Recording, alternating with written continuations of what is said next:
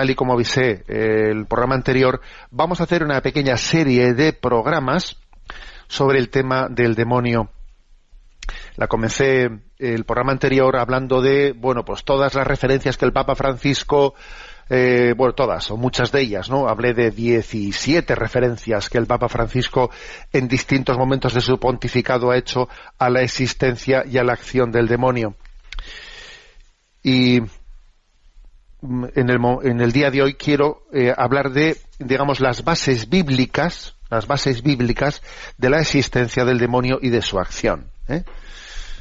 Luego, si Dios quiere, pues en la página en ticonfio.org, en el apartado que llamamos Píldoras, allí publicaremos esta serie de comentarios y de programas sobre el demonio, allí estarán específicamente colgados. Bueno, la importancia de hablar de ello, antes de meterme directamente en la reflexión bíblica.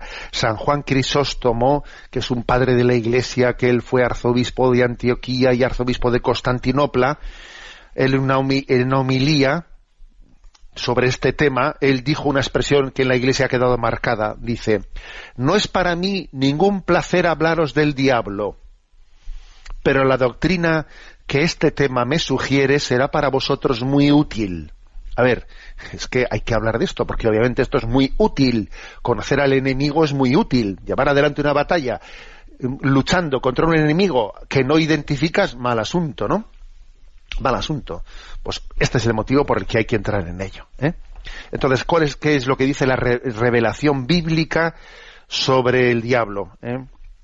El Papa Pablo VI, San Pablo VI, en el año 1972, resumió en una intervención lo que la Iglesia, lo que la fe católica dice sobre el demonio en base a la Sagrada Escritura. Y esta es la cita de San Pablo VI en el año 1972. Dice: se trata no de un solo demonio, sino de muchos, como diversos pasajes evangélicos nos lo indican. Pero uno es el principal, Satanás, que quiere decir el adversario, el enemigo, y con él hay muchos, todos criaturas de Dios, pero caídas, porque fueron rebeldes y condenadas. Todo un mundo misterioso, revuelto por un drama desgraciadísimo, del que conocemos muy poco. Todo lo que dice San Pablo VI, el Papa Pablo VI. A ver, es un mundo misterioso del que conocemos no mucho, pero obviamente lo que conocemos por la revelación es importante, es importante tenerlo claro, lo que la revelación nos dice de ello. Aquí ya dice Pablo VI algo importante. Se trata de ángeles caídos que fueron rebeldes delante de Dios. Dice, no es uno solo, son muchos, y hay varios pasajes, por ejemplo, Marcos 5:9, cuando Jesús habla de que si un demonio es expulsado, pero luego viene con otros 7, claro, o sea, habla de, o cuando Jesús le dice a un endemoniado, ¿cómo te llamas? Dice, Legión, porque somos muchos. O sea, hay varios pasajes evangélicos en los que se habla de que los demonios no es un solo ángel caído, el príncipe de ellos se llama Satanás, pero existen otra serie de ángeles caídos que fueron rebeldes a Dios, que son los demonios, ¿no? Bueno, bien. La Sagrada Escritura, ¿cómo aparece la existencia del demonio? En el Antiguo Testamento, aunque de una manera pues imprecisa, se habla de Satán. Satanás se le llama Satán, ¿no?, en el Antiguo Testamento, y se habla de su acción maligna. Por ejemplo, cuando se describe en Génesis 3 el pecado original, la imagen de la serpiente tentadora tiene todos los rasgos que caracterizan el poder diabólico. El Satán acusa implacablemente a los hombres ante Dios. Por ejemplo, en el libro de Job, en el inicio del libro de Job, aparece el Satán acusando ante Dios de que mira como Job te quiere porque tú le has bendecido, pero su fe y su amor a ti no es gratuito. O sea, está acusando ante Dios, ¿no? Y tal es así. O, por ejemplo, Primera Crónicas 21:1, como también inspira el mal. O intenta también levantar falsos profetas. En Primera Reyes 22. Como también el espíritu de la mentira intenta también suscitar falsos profetas que hablen falsamente en nombre de Dios, o sea, que en el Antiguo Testamento está presente, ¿eh? Y al final del Antiguo Testamento, cuando ya se acerca el Nuevo Testamento, va viendo más claridad. Por ejemplo, el libro de la Sabiduría, que es de los últimos libros del Antiguo Testamento, Sabiduría 2, versículo 24, dice: por la envidia del diablo entró la muerte en el mundo, y la experimentan los que le pertenecen. O sea, quiere decir, en el Antiguo Testamento se habla poco del demonio, del Satán, pero según se va avanzando y ya se llegan a los libros sapienciales, que son los que están más próximos de la llegada de Jesús, va habiendo más claridad para hablar del demonio. Sin embargo, está claro que donde más se habla del demonio en la Sagrada Escritura es en el Nuevo Testamento, es en los Evangelios, y en las cartas paulinas. Parece como si Dios hubiera querido que en el Antiguo Testamento, no hablar demasiado del demonio, porque en aquel momento, si en el Antiguo Testamento se hubiese hablado mucho de ello, pues es muy posible que se hubiese caído en lo que otros pueblos cayeron, ¿no? Pues en visiones dualistas del el Dios del bien, el Dios del mal, y entonces la revelación sobre el tema del demonio en el Antiguo Testamento es muy parca, muy escueta, muy austera, Y sin embargo, el Nuevo Testamento da una revelación de Satanás y de sus ángeles mucho más abundante y clara. Por ejemplo, ¿no? Dice cómo Jesús fue llevado por el demonio al desierto para ser tentado. Mateo 4, versículos del 1 al 11. Y la iglesia cristiana de los primeros siglos, con los padres de la Iglesia, con el monacato, con la liturgia, dieron una gran importancia a esta escena evangélica en la que Jesús es llevado al desierto para ser tentado, en la que se enfrenta abiertamente con Satanás y entabla una lucha con él que no terminará hasta el fin de la historia, con la venida del Cristo glorioso. Bueno, claro, obviamente el Evangelio claramente está planteado como la lucha de Jesucristo frente a Satanás, y la llegada del reino de Dios se comprueba en que el enviado de Dios es capaz de expulsar al demonio con su dedo, tiene poder sobre Satanás, Solo Dios tiene poder sobre Satanás, porque Satanás en el fondo es una criatura, Bueno, también existe una lucha, no solo entre Cristo y Satanás, sino entre el demonio y los que son de Cristo. También hay una lucha. Entonces los apóstoles luchan contra Satanás, procuran día a día que el reino de Dios vaya haciendo retroceder, ¿no? Pues el reino de Satanás. Por eso el demonio ataca a los apóstoles, y por eso Cristo fortalece especialmente a los apóstoles para que puedan enfrentarse con Satanás. Por ejemplo, uno ve Lucas capítulo 10, versículo del 17 al 18, ¿no? Cuando Jesús envía a los discípulos, envía a los 72, que no son solo los apóstoles, sino los discípulos, los envió de dos en dos. Les envía en misión apostólica. Cuando vuelven y le comentan a Jesús cómo han ido las cosas, dice: Señor, hasta los demonios se nos someten en tu nombre. Él les dijo: yo estaba viendo a Satanás caer del cielo como un rayo. Es impresionante ese texto, Jesús ha enviado a sus apóstoles a predicar, y ellos se quedan impresionados, pero fíjate, si hasta los demonios se nos someten en el nombre de Jesús. Y él dice: yo veía, cuando vosotros predicabais, veía a Satanás caer como un rayo. O sea, es decir, la obra apostólica, la obra de la evangelización, es una obra de la lucha contra Satanás. Satanás es el enemigo que siembra cizaña donde los apóstoles de Jesús sembraron el trigo. Ahí tienes el texto de Mateo 13, 25. Jesús explica esa parábola de la cizaña y dice: el que siembra la cizaña es Satanás. Y a vosotros os toca predicar y sembrar el trigo. Cristo fortalece especialmente a los apóstoles para el combate con el maligno. Dice en Lucas 10, 19, ¿no? Yo os he dado poder contra la potencia del enemigo. O sea, Jesús ha dado el poder frente al enemigo para que los apóstoles tengan ese poder, ¿no? De Cristo viene la vida y del demonio viene la muerte. Por él entró la muerte en el mundo. Por él entró la muerte en el mundo. Es el homicida desde el principio, dice el Evangelio de San Juan. San Juan 8, capítulo 44, le llama el homicida. Cristo es el dador de vida frente al homicida. Del demonio procede el pecado y las consecuencias del pecado, que son enfermedad, sufrimiento y muerte. Según la revelación del Nuevo Testamento, la enfermedad, el sufrimiento y la muerte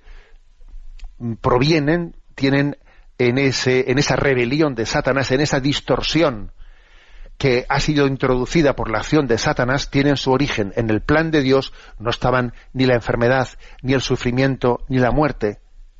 Ha sido la distorsión del pecado generada por Satanás las que lo han introducido. Y ahora la gran batalla de Jesucristo, de la redención, está precisamente en luchar contra Satanás y contra las consecuencias que Satanás ha introducido en el mundo, en su acción, enfermedad, sufrimiento y muerte.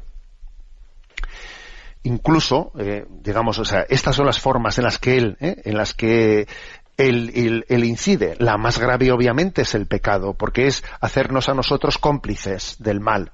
Porque una cosa es que seamos sujetos pacientes, pues por la enfermedad, pero lo peor que nos puede ocurrir es que el demonio consiga que en nosotros haya complicidad, que también pequemos, ¿no? Bueno, obviamente esa es la gran batalla. Que os quede claro que es verdad también que los evangelios hablan de que el poder maléfico del demonio puede hacer determinadas acciones extraordinarias como posesiones de los hombres, y que Jesús expulsa a los demonios en los evangelios, pero a ver, no nos engañemos, la acción más perniciosa del demonio no es esa. No nos dejemos engañar así un poco por lo morboso. La acción más maléfica del demonio es el inducirnos al pecado. Pues bien, los evangelios dicen una gran noticia, acojámosla: Jesucristo en la cruz vence definitivamente al príncipe de este mundo. En esa película de Mel Gibson famosa de la Pasión, han tenido muchos aciertos, pero uno de ellos para mí está el tema de cómo se refleja en la película el tema del demonio en la película de Mel Gibson. Y en el momento en que Jesús entrega su vida al Padre en la cruz, el momento en que él dice todo está cumplido, y entonces Jesús fallece en la cruz, en ese momento introducen en la película de Mel Gibson una escena que, llevados al infierno, en las profundidades del infierno, Satanás da un grito de rabia, un grito de derrota, un grito diciendo todo está perdido, porque Jesucristo en la cruz vence definitivamente al príncipe de este mundo. Tras haber llevado el combate en el desierto, el diablo se retiró a un momento más propicio, y ese momento más propicio es la pasión, la cruz. Satanás intenta apartarle a Jesucristo de la entrega de su vida, pero Jesús entrega su vida, y la victoria sobre Satanás es definitiva en la obediencia de Cristo en la cruz. No obstante lo cual, dice también la Sagrada Escritura, de cómo, aunque Satanás fue vencido en la cruz, sigue luchando contra la Iglesia y con todos los hombres, y lleva a cabo sus hostilidades, ¿no?, que durarán hasta el fin de los tiempos. Pero eso sí, Cristo nos promete que Él está junto a nosotros y no nos deja solos, ¿no? No nos deja solos en esa batalla, En esa batalla por ejemplo, se ve con claridad, pues como cuando Jesús asciende a los cielos y después de que envía el Espíritu Santo, sigue habiendo esa batalla, y por ejemplo, pues si vais al episodio de Ananías, pues por ejemplo, uno ve en el episodio de Ananías cómo el demonio ha engañado a Ananías para ocultar y para hacer una trampa con el dinero, ¿no? Dice esa expresión: Pedro le dijo: Ananías, ¿cómo es que Satanás llenó tu corazón para mentir al Espíritu Santo y quedarte con parte del precio del campo? Es decir, cuidado, que también después de la llegada del Espíritu Santo en Pentecostés, el demonio sigue actuando, y hay que estar siempre atento a ello, ¿no? O San Pablo dice en la segunda carta a los Corintios, capítulo 12, versículo 7, como también Satanás le clavó un aguijón que le abofeteaba a San Pablo. O sea, la acción del demonio continúa, pero existe esa promesa de que Jesús no nos deja solos, y de que Dios es capaz de hacer de la acción tentadora de Satanás, es capaz de hacer una ocasión, el escenario, si me permitís la expresión así un poco, el gimnasio en el que desarrollemos nuestra gran batalla hacia la santidad. Dios es capaz de, en su providencia, de integrar las tentaciones de Satanás para que todo resulte para bien y salgamos purificados y salgamos autentificados. De los libros del Nuevo Testamento es el Apocalipsis el que más ampliamente revela la historia de la Iglesia como lucha entre los hijos de Dios y los hijos de las tinieblas. O sea, y la acción del demonio, ¿no? O sea, el Apocalipsis hace una descripción como una gran batalla, especialmente en Apocalipsis capítulo 1, versículo 12, bien visto como ay de la tierra y del mar, porque descendió el diablo a vosotros animado de gran furor, porque sabe que le queda poco tiempo y entonces él lleva adelante esta gran batalla. La Satanás lucha a veces en persona, como el gran dragón, ¿no? Capítulo 12, versículo 3 del Apocalipsis, pero frecuentemente en el libro del Apocalipsis esto se ve, actúa por criaturas que le hacen de intermediarias.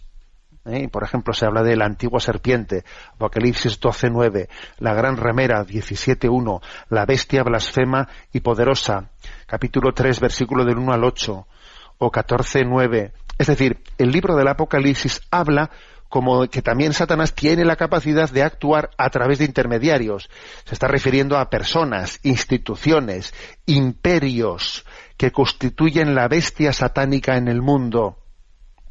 Esta es otra cosa, ¿no? O sea, Satanás tiene esa capacidad de actuar a través de criaturas sin que sean ellas plenamente conscientes de que están haciéndole el juego al demonio. Que por cierto, también en esa película a la que me he referido de Mel Gibson, hay una escena que subraya esto, ¿no? Lo subraya de una manera increíble, y es cuando está teniendo lugar la flagelación de Jesucristo. Hay un momento en el que la escena,